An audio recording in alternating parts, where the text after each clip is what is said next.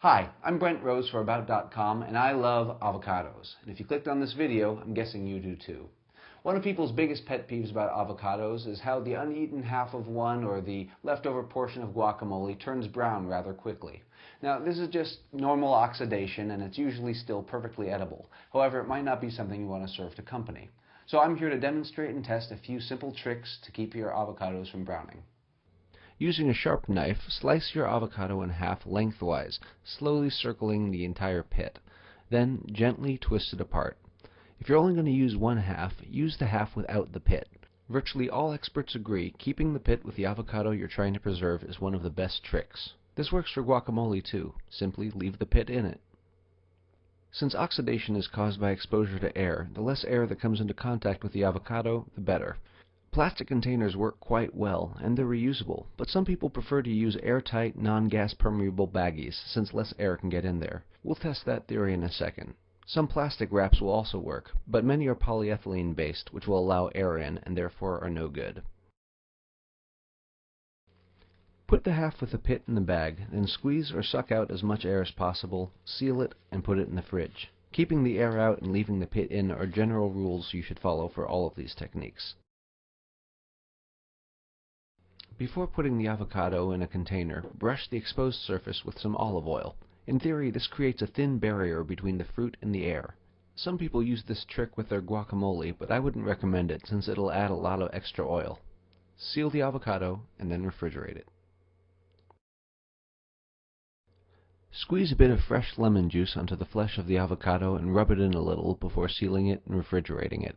Lemon juice is known to inhibit oxidation, but it will add a bit of lemony flavor to your avocado.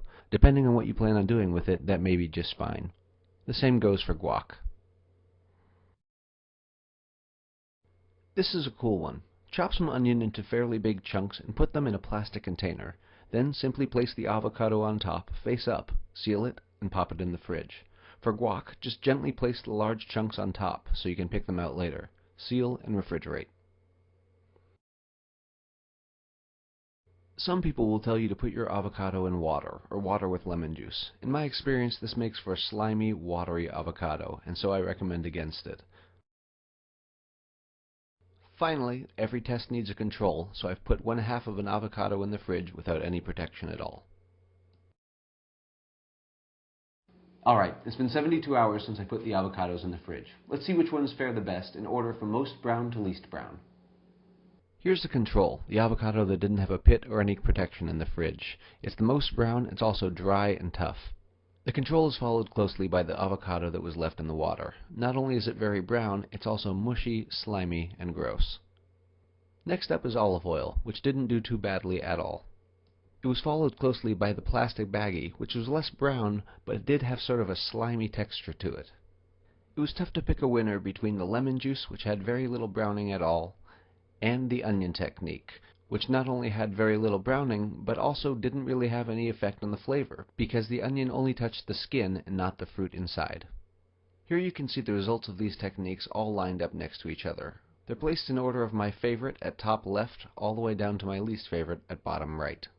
It should be noted that no two avocados are exactly the same, so your results may vary. Also, if your avocado has some browning, you can always just use a spoon to scrape off the brown stuff and eat what's underneath it. Thanks for watching. To learn more, visit us on the web at About.com.